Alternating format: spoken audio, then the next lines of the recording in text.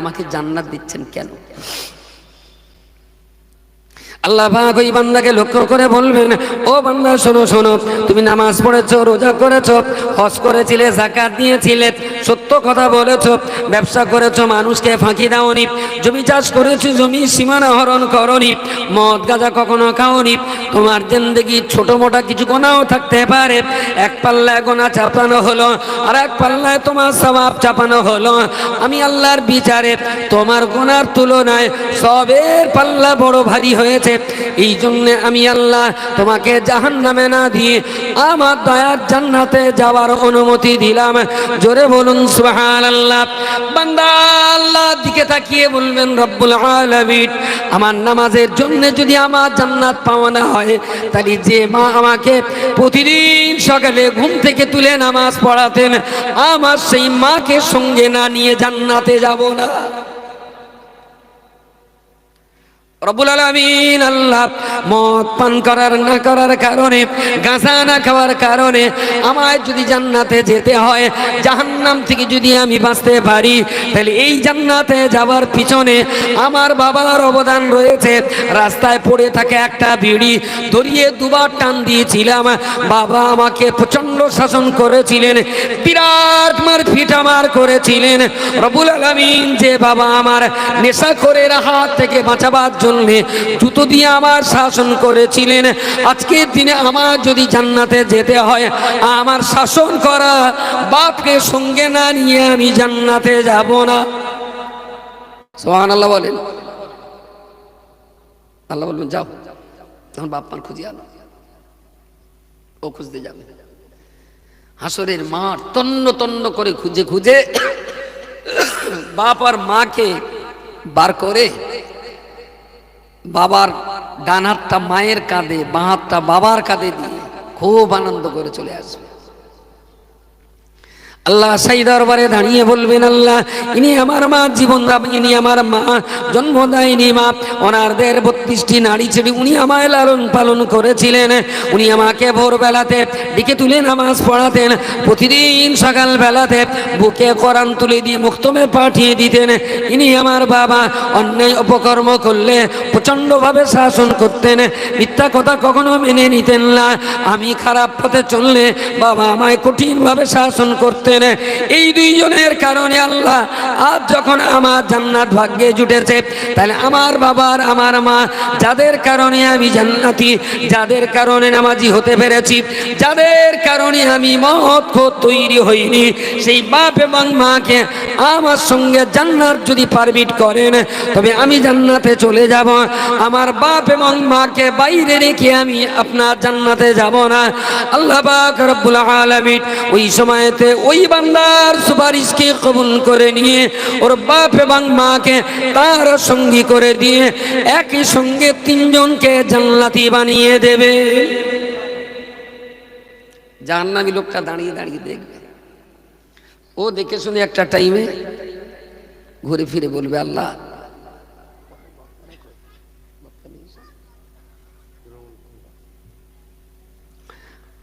তো এ তখন ঘুরিয়ে দাঁড়িয়ে বলবেন, আল্লাহ, ইয়া রাব্বি কাদ সাতামানি, ওগো আল্লাহ, আপনি আমার উপরে জুলুম করেছেন। নাউজুবিল্লাহ বিনা। আল্লাহ কখনো কারো উপরে জুলুম করে? বললেন, আপনি আমার অবিচার করেছেন। কেন রে বান্দা? আমি তো অবিচার করি না। বলছেন, ওগো আমার মালিক, মাওলা, মাবুদ, যে লোকটার জান্নাতে যাওয়ার পারমিট করে দিলেন, ওরে নামাজ পড়িয়েছিল ওর মা, তার জন্য মা যদি ওর সঙ্গী জান্নাতি হতে পারে, ও মা আপনার বিড়ি খেলে ওর বাপ ওরে শাসন করেছিল, যার জন্য ও যদি ওর শাসন করা বাপকে সঙ্গে নিয়ে জান্নাতে যেতে পারে, রব্বুল আলামিন আমার মা আমাকে নামাজ পড়তে দেয়নি, আমার মা আমাকে মুক্তবে লেখাপড়া করতে পাঠায়নি, আমার বাবা আমি অন্যায় করলে কোনোদিন শাসন করিনি, তাহলে ওর জান্নাতের কারণ যদি হয় ওর বাবার মা, আর তার জন্য বাবার মাকে সঙ্গে নিয়ে যদি জান্নাতে যেতে পারে, আমার জাহান্নামে যাওয়ার কারণ তো আমার পিতা মাতা। আমার মা আমার বুকে কোরআন ধরে দেয়নি, আমার মা আমাকে নামাজ পড়তে বলেনি, আমার বাবা আমাকে কখনো শাসন করেনি, তাহলে আমি কেন আমার বাবার মাকে সঙ্গে নিয়ে জাহান্নামে যাব না? আল্লাহ বললেন, হ্যাঁ, তোমার কথাটা ঠিক, যাও বাপ মা খুঁজে আনো। খুব ন্যাক্কারজনক ভাবে, অপমানজনক ভাবে কখনো বাপের পা ধরে, কখনো মায়ের চুলির মুঠি ধরে হিড় হিড় করে টেনে এক জায়গায় করে আল্লাহকে বলবেন, আল্লাহ এই মা আর এই বাবা আমাকে ইসলামের উপরে থাকার জন্য কোনোদিন পথ দেখায়নি। সুতরাং আমি যদি জাহান্নামী হই, এদের দুইজনের কারণেই আমি জাহান্নামী হচ্ছি। আমি একা যাব না, এদের দুজনকেও আমার সঙ্গে দেওয়াই লাগবে। আল্লাহ বললেন যাও। আজকে এখান থেকে বাড়িতে যে বালিশে মাথা দিয়ে অনলি 5 মিনিটস, মাত্র 5 মিনিট ভেবে নেবেন আমার ছেলেটা, আমার মেয়েটা, আমার নাতি নাতনিদের যা অবস্থা, আলহামদুলিল্লাহ ওরা নিশ্চয়ই জান্নাতে যাওয়ার আগে একবার ভেবে নেবে আমাদের কথা। নো ডাউট খুব ভালো জায়গায় আছেন, ওই জায়গাটা ধরে রাখুন যেন ক্ষতি না হয়। যেভাবে আপনার সন্তান মানুষ করেছেন তাতে যদি আপনার বিবেক বলে যে আমার কচিও জান্নাতে যাওয়ার সময় এরকম কাজে লেগে যাবে, আলহামদুলিল্লাহ। কিন্তু আপনার বিবেক যদি আপনাকে সাড়া দিয়ে বলে না না আমার সন্তান কি করে আমাকে জান্নাতে নিয়ে যাবে, আমি তো কোনোদিন বক্তব্যে পড়তে পাঠাইনি, আমি তো কোনোদিন তার উজু করিয়ে নামাজের পাটিতে দাঁড় করাইনি, আমি বাবা কোনোদিন তার অপরাধ করার কারণে আমি তাকে শাসন করিনি, তাহলে আমার সন্তানাদি আমার জান্নাতে নয় বরং তারা আমাকে জাহান্নামে নিয়ে যাবে। এটা যদি আপনার বিবেকে ছাড়া দেয় তাহলে ঘুমানোর পূর্বে মাত্র 5টা মিনিট ভাবতে অনুরোধ করছি। বিবেক যদি আপনার ছাড়া যায় আমার সন্তানাদি আমার জান্নাতের কারণ, তাহলে আপনি সৌভাগ্যবান, আপনার কপাল ভালো, ওই জায়গাটা যেন নষ্ট না হয়। জীবনের শেষ শক্তি দিয়ে ওই জায়গাটা আপনি ধরে থাকুন।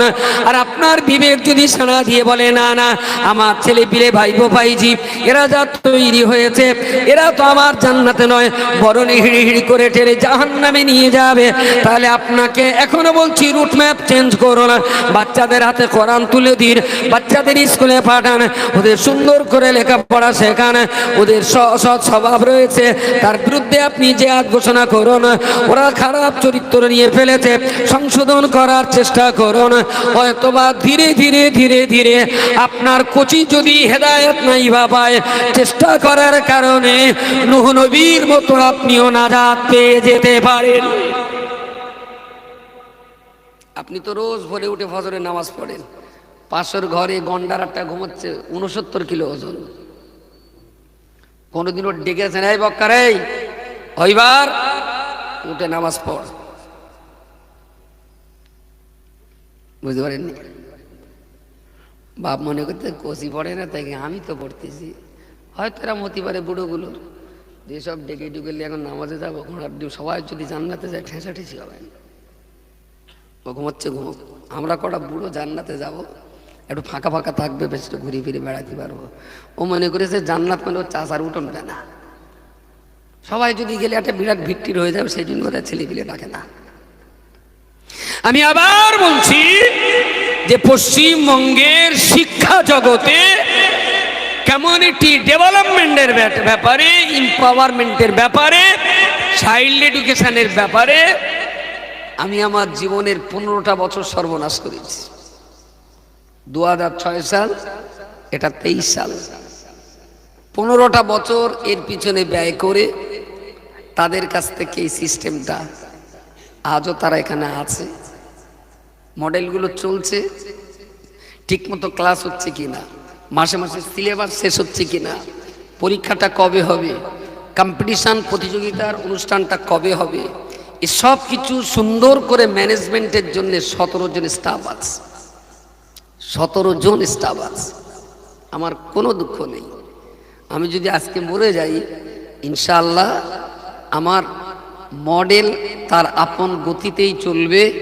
মাতিন মরে যাওয়ার পর মডেলের গতি বাড়া ছাড়া কমবে না ইনশাআল্লাহ, এটা আমার বুকের খুব সাহস আছে। কারণ আমি তো সব তো এক আঁকড়ে রাখি, আমি তো ড্রাইভার না যে আমি চালাই, আমি মোটামুটি লাইন গার্ড করে দেই, ওরা ঠিকঠাক মতো প্রতিনিয়ত যোগাযোগ রেখে এই এতগুলো। এবার 7টা রেঞ্জে তরঙ্গ সেমিফাইনাল, 7টা রেঞ্জে। আগামী 22-21 জানুয়ারি আমাদের ফাইনাল অনুষ্ঠান হবে দেওগঙ্গা ব্লকের ভিতরে বেড়াচাপা শহীদুল্লাহ স্মৃতি মহাবিদ্যালয়, কাছাকাছি কোথায় যেন হলো সেদিন, জামবেড়িয়া। জামবেড়িয়া ছিলেন কেউ? বাহ, কিরাম মনে হয়েছে? আপনিও ছিলেন? বাহ, কিরাম মনে হয়েছে? আলহামদুলিল্লাহ। এবং আমরা চেষ্টায় আছি, এখন তো 256টা গ্রামে চলছে। সেদিন কুচবিহারে গেছি, কুচবিহার কৃষ্ণরামপুর। আল্লাহকে সাক্ষী রেখে বলছি, গোটা গ্রাম তন্ন তন্ন করে খুঁজে এক পিস ফুরফুরা সেন্সালার লোক পাইনি, এক পিসও পাইনি। তাই বললাম, ভাই এখানে সালাম কিয়াম হয় না? বলছে কখনো হয়, কখনো হয় না।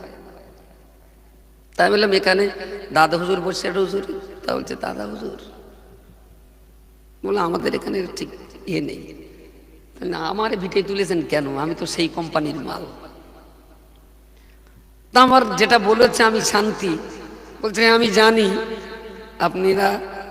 আপনি দাদা হুজুরের কথা মাইকে বলেন, ইউটিউবে দেখেছি, কিন্তু মূলত আমরা আপনাকে নিয়ে এসেছি এখানে, আমরা যা আছি সব তবলিগ করি, চাপটে আমরা সব তবলিগ করি। তা আপনাকে মূলত নিয়ে এসেছি, আমার এই সমাজে শিক্ষার খুব অভাব। আপনি যদি একটু কথা বলেন, দূর থেকে ইউটিউবে দেখি, মোবাইলে দেখি, ভালো লাগে। একটা পরিবেশ তৈরি করে এসছি 2 ঘন্টার বক্তৃতা দিয়ে। আল্লাহ যদি রাজি থাকে নেক্সট রমজানের পরে ওখানে আবার বীজ দাম ছড়াতে যাব, বুঝতে পারেন? ওদিকে আসামেও চলছে, এদিকে কাবদিক নামখানা। আজকেই ঢোলাহাটে একজনের 4 বিঘে জমি আছে, বলেছেন এই 4 শতক জমি একটা কেরালা মডেল হবে, আর এই 6 শতক জমিতে একটা মসজিদ হবে, আর বাকি 1 বিঘে জমি দিয়েছেন যে এই 1 বিঘে জমিতে একটা মেয়েদের মাদ্রাসা করতে হবে। সুবহানাল্লাহ বলেন। একদিন না মাদ্রাসা তৈরি করার জন্যে রাত 2টোর সময় ঘুমের থেকে ডেকে তুলে, পায়টা ধরিনি, তবে হাতটা ধরে বলেছিলাম, চাচাজি পায়ে দোকানে ধরে বলছে জমিটা আমাদের দেন, একটা মাদ্রাসায় করো। হয়তো আমি পায়ে হাত দেইনি, কিন্তু রাত 2টোর সময় ঘুমের থেকে ডেকে তুলে। কেন 2টোর সময় গিয়েছিলাম? যদি সন্ধ্যাবেলা যায়, ওর একটা চাচতে ভাই আছে, খুব পেকে পাস লাগে, ও যদি দেখতে পায় এসে আবার কি করে কি পিন দেবে, সে তো আর হয়তো সে পিন আমি আর ছাড়াতে পারবো না। রাত 2টোর সময় ডেকে তুলে ওখানে একদম শপথ বাক্য পড়িয়ে নিয়েছে, বলছে খোকা আমি জমি দিয়ে দেওয়ান। আমি চাচা তুমি তো জমি দেওয়া, তা যদি বসে হুজুর কবর থেকে উঠে এসে বারণ করে, তাহলে তো হুজুর যদি বারণ করে, তখন আর বলতে পারছে না যে বসে হুজুর বারণ করলেও জমি দেবো। এরা বলতে পারছে না। আমি বসে হুজুর কবর থেকে উঠে এসে যদি বারণ করে তাহলে আমার দিতে হবে না, আর যদি বারণ না করে তাহলে খোকা তালি দেবো। বুঝতে পারেননি? আমি বললাম তো একটা পেজ তো মেরে যায়, আল্লাহ শুকর গোজার হচ্ছে। সেই জায়গাতেও একটা বড় মেয়েদের মাদ্রাসা আজকে চলছে। এরা 2টোর সময় চালাকি করে গভীর রাত্রে গেছি, যাতে অন্য কেউ ফিকে 5 লাখ দিলে পারে। আজকে দিলে জমির জন্য আমার আর দুয়ারে হাঁটতে হয় না। ওরা 1.5 বিঘে জমি দলিল করে খবর দিয়েছে, দেখে শুনে প্ল্যান বলে এসেছি যে ফার্স্ট মডেল হবে, 2 বছর পর সেকেন্ড ওখানে বালিকা মাদ্রাসাটা হবে, ওর 3 বছর পরে তবে গিয়ে মসজিদটা হবে, বাকি ওক্তীয় নামাজ মডেলই 5 ওয়াক্ত জামাত হবে। জমি লিখে দিয়েছে 1.5 বিঘে। আমি গিয়ে দেখে শুনে জায়গাটা সত্যি পড়াশুনো করার খুব ফাইন জায়গা, একদম ফাঁকা প্লেস, পাশে একটা খাল গেছে, তারপর রাস্তায় রেপিটি। তো আমি বলছি তা তোমার আব্বার এখানে জমি কতটা আছে? তা বলছে 4 বিঘে। আমি বলতে দেশে কতটা? তুই বললো 1.5 বিঘে মতন। তা বলছে তোমার আব্বার যদি বলা হয় যে 2.5 বিঘে জমি নদীর ভাঙনে ভেঙে গেছে, তাতে কি আব্বা খুব আমও করবে? বলছে না, আব্বা বলেছে কাজ কাম যদি ভালো হয় তাহলে 2.5 বিঘেও দিয়ে দেবে। আমি চল তোর বাপের কাছে আগে যাবো। সেখান থেকে ঘুরে ওর বাপের কাছে আবার গিয়েছি, গিয়ে দেখাশুনো করেছি, আর লোকটা খুব ভালো লোক, সৎ লোক। তাই বললাম, চাচাজি মনে করেন ওই দাগে আপনার কোনো জমি নেই? একটু হাসলে, তবে হাসির ভিতরে ওই বুঝলাম যে ওই জমিটাও আমরা পেয়ে যাব ইনশাআল্লাহ। ওইসব করতে করতেই মেডিকারটা দাউদ ছিল বড় বাঁকড়ায়, সে বড় বাঁকড়ায় তো যেতে পারিনি, বুঝতে পারেননি। আমি অবশ্য বলেছিলাম বেলা 3টের দিকে, যেদিকে খাতা গুলিছি বোধহয় আজকে আর যাওয়া হবে না, তো একটু ম্যানেজ করলিস। যাইও না, ওখানে যাওয়ার কথা আমার 10টায়। ওইসব করে যখন বঙ্গলুরু ফিরেছি তখন বাজে 10টা 15, আর সম্ভব হয়নি। তো একদিন জমির জায়গায়, জমির জন্য লোকের বাড়িতে যে পায়ে ধরতাম, আজকে আমার আর পায়ে ধরতে হচ্ছে না, লোকে জমি দলিল করে দিয়ে আমাদেরকে ডাকছে। আমি খুব বিনয়ের সঙ্গে বলছি, যদি আমার সিস্টেম, কেরালার এই সিস্টেম যদি আপনার ভালো না লাগে, আমার সিস্টেম আপনার নিতে হবে না, কিন্তু পড়া। পশ্চিমবঙ্গে তো 36,000 গ্রাম, ঘোড়ার ডিম 5 বছরে হয়েছে মাত্র 250 ধরেন, 5 বছরে 250। সামনে ধরে নেন আমি আর ক বছর বাঁচব, ধরে নেন 50 বছর, আমি 100 বছর বাঁচব। তা 5 বছরে যদি 250 হয়, তাহলে সামনের আর 50 বছরে 1250, ওইটা ধরে নেন 1500, 2000 হলো। এখনো বাদ রয়েছে কত গ্রাম? কথা বলেন, 30,000 গ্রাম এখনো বাকি। আমি বলছি ভাই, যে যেদিকতে পারিস জগ মগ বালতি নিয়ে ছুটে আয়, ঘরে আগুন লেগেছে, পানি সবাই মিলে ঢেল, তাতে আমার বালতি যদি তোর পছন্দ না হয়, তুই তোর বালতিতে পানি ঢেল। এখন যদি মনে করেন না তোর বালতি লবো না, আমরাও পানি তুলবো না, তাইলে আমার এখন বলতে হবে বুঝবি চাষি বেলা হলে। তাছাড়া আমার আর কিছু বলার আছে? দেশে প্রচুর মেয়ে আছে, যেটা ইচ্ছে বিয়ে কর, জানা বক্কার যেটা বিয়ে করেছে ওই বউ নামলেও। আচ্ছা, এ রোগের ওষুধ আছে? আমি তো ভাই হরিবারের মেয়ে রয়েছে, গোলামালির রয়েছে, পদার মেয়ে রয়েছে, পল্টুর মেয়েরা বিরাট লম্বা প্রায় 6 টইটালে, তাহলে জানা গোলামালির বউটা আমি বিয়ে করবো। এর কোনো ওষুধে নেই। আর এই রকম পাগল মেরামত করার জন্য গোবরা মেন্টাল হসপিটালের কোনো ডাক্তার খোদার ময়দানে দিদার খালি আছে। কাজ করার ইচ্ছা থাকলে প্রচুর কাজের জায়গা আছে, আল্লাহর রাস্তে কাজ করুন, সবাই মিলে কাজ করুন। হত দরিদ্র পিছিয়ে পড়া এই জাতিটাকে যে কোনো কিছুর মূল্যে আমাদেরকে এগিয়ে নিয়ে যেতেই হবে। ত্রুটি বিচ্যুতির জন্য ক্ষমা চেয়ে নিচ্ছি, আমার জন্য দোয়া করুন। মিয়া রিসালে সাহেব 1লা 2রা 3রা ফাল্গুন সবাইকে আমন্ত্রণ জানাচ্ছি। আর যদি পারেন, খাওয়া দাওয়া হয়তো হবে না, আমাদের মডেলগুলোতে প্রথম পরীক্ষা হয়, কম্পিটিশান হয়, ফার্স্ট সেকেন্ড থার্ড হয়, তারপর 30টা মডেলের সঙ্গে লড়াই করতে হয়। সেখানে আবার যারা ফার্স্ট সেকেন্ড থার্ড হয়, 250 মডেলের বাচ্চার সঙ্গে লড়াই করে ফাইনাল কম্পিটিশান হয়। 21শে জানুয়ারি বেড়াচাপা বঙ্গনগর অফিসের পাশেই ময়দানে হবে। পারলে শুধু একটু দেখতে যাবেন। ছোট ছোট কুচো কুচো কেউটের বাচ্চা, শুধু ওরা 20টা দেখে আসবেন, 20 বয়স সীমোদ্দান সহ। আর এইসব কেউটের বাচ্চা যখন সায়না হবে, আমার উপরে রাগ করে লাভ হবে না, রাগ করে লাভ হবে না। সবাই মিলে আসুন, সমাজটাকে এগিয়ে নিয়ে যাওয়ার জন্যে সবাই মিলে আমরা কাজ করি। আসসালামু আলাইকুম ওয়া রাহমাতুল্লাহি ওয়া বারাকাতুহু। বক্তা নিয়ে এসো ভাই, আমরা সকলেই উঠি, একটু নবী পাকের সামনে সালাতুস সালাম পেশ করি। ইয়া নবী সালামুন আলাইকা ইয়া রাসূল।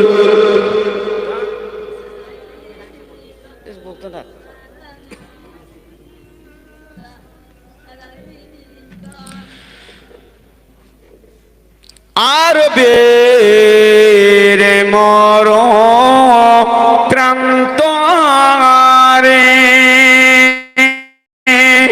পাঠাইলেন প্রভু আপনাকে, আব্দুল্লাহর জীর্ণ কুটিরে আমিনা মায়ের উদরে নবী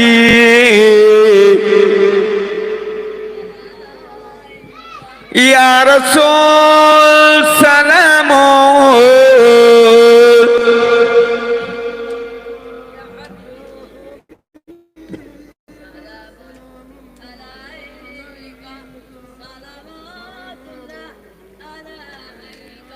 ইয়া রাহমাতাল লিল আলামিন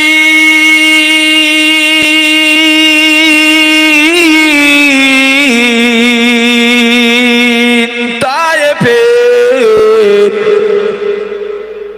দুষ্ট ছেলেরা মোর নবীকে পাগল বলিয়া মারিল পাথর ছুঁড়িয়া উঠিল আল্লাহর আরশ কাঁপিয়া ইয়া নবী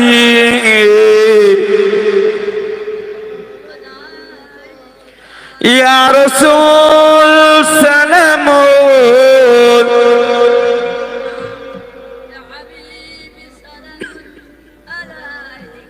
সালাওয়াতুল্লাহি আলাইকা সকলেই বসুন।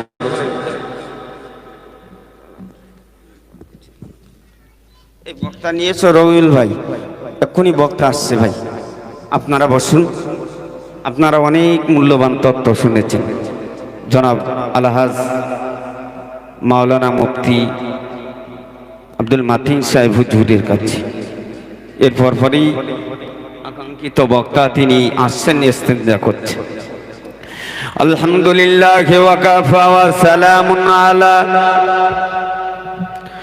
সালামুন আলা ইবাদিহিল্লাযীনা ইসতাফা আম্মা বাদ فقد قال الله تعالى في كلامه المجيد والفرقانه الحميد فأعوذ بالله من الشيطان الرجيم بسم الله الرحمن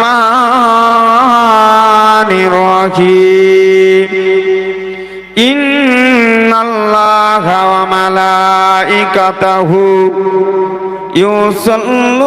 يصلون على النبي يا أيها الذين آمنوا صلوا عليه وسلموا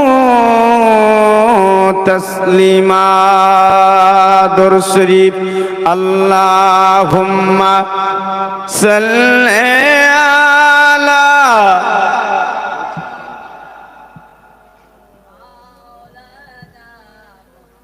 وعلى آل سيدنا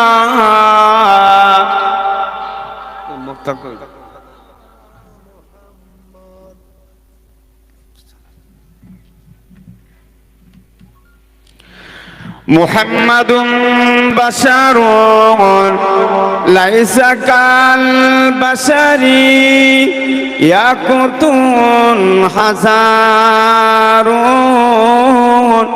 ليس كالحزر اللهم صل على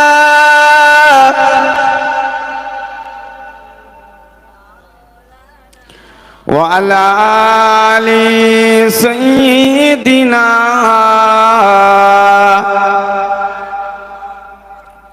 মুআজ্জাজ মুকাররম উলামায়ে কেরাম মহাসম্মানিত এই সাবরেসানিজ মজলিসের সুনামধন্য সভাপতি সাহেব, দিগার ওলামা হযরত, আমার পূর্বে অল ইন্ডিয়া সুন্নাতুল জামাতের সম্পাদক শ্রদ্ধাভাজন জনাব আলহাজ মাওলানা মুফতি আব্দুল মাতিন সাহেব হুজুর, তিনি আপনাদের কাছে অনেক গুরুত্বপূর্ণ তথ্য রেখেছেন। তারপর পরেই আমি আপনাদের কাছে দু চারটি কথা বলার জন্য উঠেছি, বাকি আল্লাহ তাআলার মোবারক মসজি। সর্বপ্রথমে সেই আল্লাহকে স্মরণ করি যে আল্লাহ পাক রব্বুল আলামিন আমার আপনাকে পুত পবিত্র সবরেসানির মজলিসে আসার ও বসার মতন তৌফিক এনায়েত করেছেন। সেই দরবারে এলাহিতে জানাই হাজার হাজার সুজুদ। একটু বলুন না আলহামদুলিল্লাহ, একটু জোরে বলেন না আলহামদুলিল্লাহ। তারই বাদে বিশ্বের কান্ডারি সৈয়দনা নবী মুহাম্মদুর রাসূলুল্লাহ সাল্লাল্লাহু আলাইহি ওয়াসাল্লামের দরবারে জানাই হাজার হাজার দরুদ ও সালাম। সকলেই বলুন সাল্লাল্লাহু আলাইহি ওয়াসাল্লাম। ভাই আমি ভূমিকা লম্বা চওড়া করছি না। আল্লাহ পাক রব্বুল আলামিন কোরআনে কারীমের ভিতরে পরিষ্কার ভাষায় জানিয়ে দিয়েছেন, ইন্নামা ইয়াখশাল্লাহা মিন ইবাদিহিল উলামা। আল্লাহ পাক রব্বুল আলামিন জানিয়ে দিলেন সব থেকে বেশি পরিমাণে আমার আল্লাহকে ভয় করে আলেমেরা। আল্লাহ নবী হাদিস শরীফের ভিতরে বলেছেন, আল উলামা ও ওয়ারাসাতুল আম্বিয়া। ভাই লক্ষ্য করেন, আল্লাহ পাকের নবী, আল্লাহ পাকের হাবিব জানিয়ে দিয়েছেন আলেমেরা হলো নবীর ওয়ারিস। আল্লাহ পাক রব্বুল আলামিনের হাবিব জানিয়ে দিয়েছেন আলেমেরা হলো নবীর ওয়ারিস। ভাই কোন আলেমেরা নবীর ওয়ারিস? আমরা আলেমেরা ওয়াজ করব আর বলবো নবী খাদিজার কোটি কোটি সময় সম্পত্তি ইসলামের পদতলে ব্যয় করেছে। আল্লাহ নবীর স্ত্রী আম্মা জান খাদিজার মতো এত বড় ধনী মহিলা মক্কা জমিনে ছিল না। কোটি কোটি সময় সম্পত্তি ইসলামের পদতলে, ভাই নবী পাকের পদতলে ব্যয় করে দিয়েছিলেন, দান করে দিয়েছিলেন খাদিজা। কোনোদিন আমার বলে দাবি করেনি। সেই সমস্ত ধনসম্পদগুলো আম্মাজান খাদিজাতুল কুবরা রাদিয়াল্লাহু তাআলা আনহার এই ধনসম্পদগুলো নবী ইসলামের পদতলে ব্যয় করেছে। লক্ষ্য করেন, আমরা আলেমেরা বলবো আল উলামা ওয়ারাসাতুল আম্বিয়া, আমরা হলাম নবীর ওয়ারিস। ভাই নবী সমস্ত সম্পদগুলো ব্যয় করার পরে একদিন দুদিন 3 দিন 7 দিন খাওয়া হয়নি, পেটে পাথর বেঁধেছিল। নবী 7 দিন না খেয়ে অনাহারে পেটে পাথর বেঁধেছিল। আমরা ওয়াজ করতে আসলে বলবো 7,000 12,000 10,000 15,000 50,000 টাকা না দিলে ওয়াজ করতে যাব না। ভাই বলুন আমরা নবীর ওয়ারিস না নবীর শত্রু? এই জোরে বলেন। আজ আমরা ফেসবুকে দেখতে পাই কোন একজন আলেম দাওয়াত নিয়ে ওয়াজ করতে যায়নি, টাকা নিয়েছিল। টাকা ফেরত নিতে আসতে গিয়ে টাকা ফেরত দিবে বলে তাদের আসতে বললে বুকে নাকে মুখে কিল মেরে রক্ত বাইর করে দিল। ডাক্তার বাড়ি নিয়ে যাওয়ার লোক হয় না। ভাই দেখেছেন না দেখেননি? এই অনেকে দেখেছেন না দেখেননি? এটা কি নবীর আদর্শ? আমরা আলেমেরা কি করে দাবি করব? আমার আপনার নবী বিশ্ব নবী জগৎগুরু মুহাম্মদ সাল্লাল্লাহু আলাইহি ওয়াসাল্লামের প্রাণপ্রিয় স্ত্রী আম্মা জান খাদিজাতুল কুবরা রাদিয়াল্লাহু তাআলা আনহা। ও আমার ভাইজানেরা, আম্মা জান খাদিজার কোটি কোটি সময় সম্পত্তি গুলো ইসলামের পদতলে ব্যয় করে দিয়েছিলেন। আম্মা জান খাদিজা আল্লাহ নবীর হাতে হাত দিয়ে 40 বছর বয়সী সর্বপ্রথম যে মহিলাটি কলেমা পড়ে মুসলমান হয়েছিলেন, ওই মহিলাটির নাম ছিল আম্মা জান হযরত খাদিজা। জোরে বলুন সুবহানাল্লাহ। আম্মা জান খাদিজা, ভাই নবী যে সময় কলেমার দাওয়াত দিয়েছিলেন, পৃথিবীর জমিনে সর্বপ্রথম আম্মাজান খাদিজা আমার নবী পাকের হাতে হাত দিয়ে কলেমা পড়ে মুসলমান হয়েছিলেন। লক্ষ্য করেন, নবী 25 বছর বয়সে খাদিজার সঙ্গে বিবাহ বন্ধনে আবদ্ধ হয়েছিলেন। 40 বয়সে নবী পাক নবুয়াত প্রাপ্তি হন। নবী বিয়ে করার পরে খাদিজাকে লক্ষ্য করে বললেন, খাদিজা, আমি এই 25 বছর হায়াতে জিন্দেগিটা আমি আল্লাহকে ঠিকভাবে ডাকতে পারিনি। খাদিজা, আমি একটা জায়গা বেছে নিয়েছি, জায়গাটার নাম হলো গারে হীরা নামক পর্বত। আল্লাহ নবীর স্ত্রী আম্মা জান খাদিজা বললেন, ইয়া রাসূলুল্লাহ, ইয়া হাবিবাল্লাহ, হুজুর আপনি কেন আমার কাছ থেকে পারমিশন চান, হুকুম চান, একটুখানি বলুন। ওগো আল্লাহর বান্দারা লক্ষ্য করো না, মুজাদ্দিদে আমি আমার বক্তৃতার দিকে ফিরে আসবো। মুজাদ্দিদের জামান দাদা হুজুর পীর কিবলা রাহমাতুল্লাহ আলাইহি, আমরা সকলেই তানাকে মানি। এই জোরে বলেন মানি না? এই দাদা হুজুর বসিয়াট হুজুরকে মানেন? দাদা হুজুর পীর কিবলা রাহমাতুল্লাহ আলাইহি তিনি তার ওসিয়তনামা কিতাবের ভিতরে লিখে দিয়েছেন, ইশারা ইঙ্গিত করে টাকা চেয়ে নেওয়া কি ভাই হারাম। এলাকায় ডায়মন্ড হাওড়ার থেকে একজন আলেম এসে বলেছেন টাকা চেয়ে নেওয়া জায়েজ। দাদা হুজুরের ওই জায়গাটায় সিল মেরে দিয়েছে, এরা বড় দাদা হুজুর হয়েছে। টাকা টাকা আর বউ ছাড়া এরা অন্য কিছু চেনে না। সমাজের কাজ তো করবে না। এই বাংলা মুসলমানের মুজাদ্দিদের জামাল দাদা হুজুর পীর কিবলা রাহমাতুল্লাহ আলাইহি বলেছেন, রাহা কোন চেন বাজায়েজ, কিন্তু ইশারা ইঙ্গিত করে কোন আলেম যদি টাকা চেয়ে নেয়, ওই আলেমটার টাকা, ওই আলেমটার সোনা হারাম। ওই আলেমটার বাণী আমি আপনাদের কাছে বলবো, ও আমার ভাই জানেরা, আমরা আলেমেরা ওয়াজ করবো আর বলবো, সুদকর, ঘুষকর, মদকর, জুয়াকর, নারকর, ভারকর, এদের বাণী ভাত খাবা হারাম। বলি না? এই দাদা হুজুরের কথা অনুযায়ী যে হারাম খোরা আলেমটা টাকা চেয়ে নাই, ওই হারাম খোরা আলেমটার বাড়ি ভাত খাওয়া তো দূরে থাক, পেচ্ছাপ করাও হারাম। ওই হারাম খোরা আলেমকে সালাম দিলে গোনাহ হবে। যে আলেমটা এ দেশকে শোষণ করে, এ জাতকে শোষণ করে নিয়ে চলে যায়, গোটা বছর ধরে লোকের হাতে ধরে পায়ে ধরে মসজিদ মাদ্রাসার জন্য টাকা চেয়েছে, বাবা গো মা গো দাও, সালারা একই দিন এসে ঝেঁটিয়ে নিয়ে চলে যায়। ওই হারাম খোরা আলেমের, ওই হারাম খোরা আলেম নিয়ে কোন বাপ মায়ের কবরের ধারে গিয়ে দাঁড়িয়ে দোয়া করলে তার কবরের আযাব বেড়ে যাওয়া ছাড়া কমবে না। অনুরোধ করব, যে সমস্ত আলেমেরা মুজাদ্দিদে জামান দাদা হুজুর বসিয়াট আল্লামা হুজুরের মেনে চলে, যারা ইশারা ইঙ্গিত করেও টাকা চেয়ে নেয় না, ওই সমস্ত আলেমদের নিয়ে বাপ মায়ের কবরের ধারে দাঁড়িয়ে দোয়া করলে বাপ মায়ের কবরের আযাব থেকে আল্লাহ নাজাত দিয়ে দেবেন। জোরে বলুন সুবহানাল্লাহ।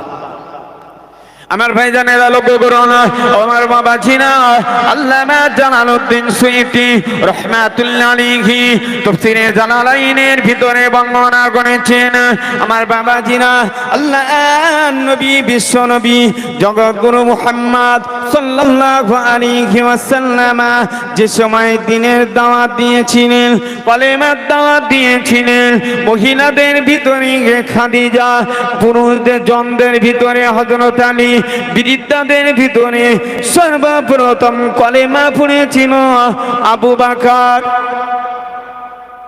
হযরত খাদিজা নবী যখন গারে হীরা নামক পর্বতে আল্লাহ ধ্যানে রত হয়েছিলেন, ভাই জন যুবক হাজিদের ওই পাহাড়ের উপরে উঠতে গেলে ভাই 3-4 জায়গায় জিরুতে হয়, উঠতে পারে না।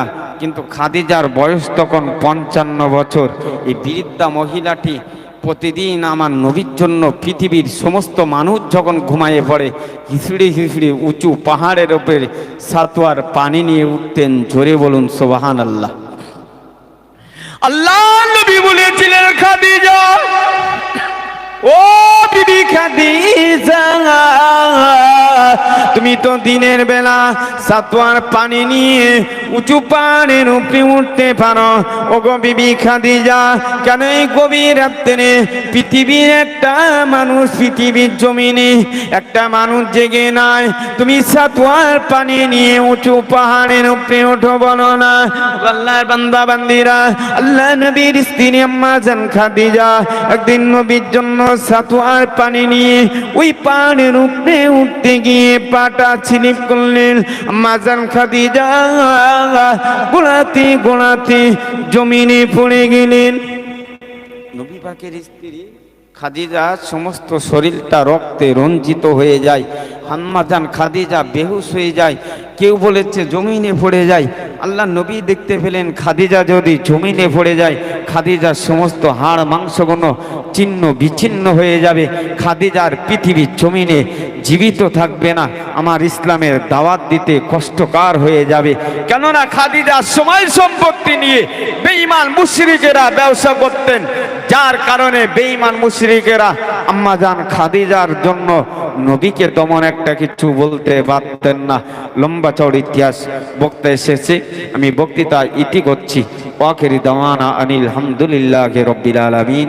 আমার জন্য দোয়া করুন, আল্লাহ পাক আমাকে যেন দ্বীনের প্রতীক বানায়। আমি আপনাদের জন্য দোয়া করি, আল্লাহ পাক আপনাদের পাঁচ ওয়াক্ত নামাজি পরেজগার মুসলমান মুত্তাকিন বানিয়ে পৃথিবীর জমিন থেকে বিদায় নেবার মতন তৌফিক ইনায়েত করেন। জোরে বলেন আল্লাহুম্মা আমিন। নারে তাকবীর, নারে তাকবীর, একটু জোরে বলেন না, নারে তাকবীর। অল ইন্ডিয়া সুন্নাত ওয়াল জামাত, অল ইন্ডিয়া সুন্নাত ওয়াল জামাত, সিলসিলায়ে হক ফুরফুরা শরীফ, নারে তাকবীর। দরুদ শরীফ, আল্লাহুম্মা সাল্লি আলা। যারা রাস্তায় ঘোরাফেরা করছেন পবিত্র জলসায় আসুন। আপনারা জানেন আজ আমাদের এই জলসা মৃত ব্যক্তিদের রুহের সাবরেশনের জলসা মধ্যরাত পর্যন্ত হবে। আমাদের শেষ বক্তা আখিরি মোনাজাত করবেন। আজ আমাদের এই জলসার মধ্যমণি শেষ বক্তা জনাব মোহতারাম আলহাজ মাওলানা মোহাম্মদ আব্দুল মোমিন সাহেব হুজুর এখনই ওয়াজ নসিহত করবেন। হুজুর আখিরি মোনাজাত করবেন। যারা রাস্তায় আছেন দ্রুত জলসায় চলে আসুন। এখন আপনাদের সম্মুখে ওয়াজ নসিহত করতে আসেন মুফাসসিরে কোরআন সুমধুর কণ্ঠীয় জনাব হযরত আলহাজ মাওলানা মোহাম্মদ আব্দুল মোমিন সাহেব রুদ্রপুর। দুরূদ শরীফ, আল্লাহুম্মা সাল্লি আলা সাইয়্যিদিনা।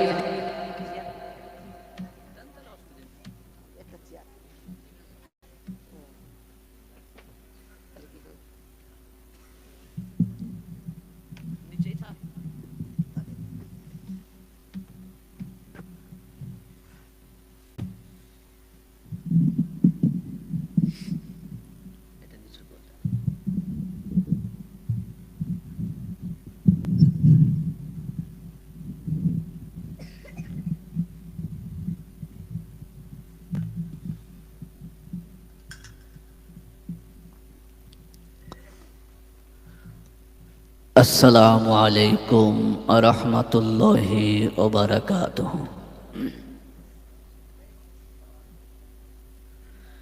نحمده ونستعينه ونستغفره ونعوذ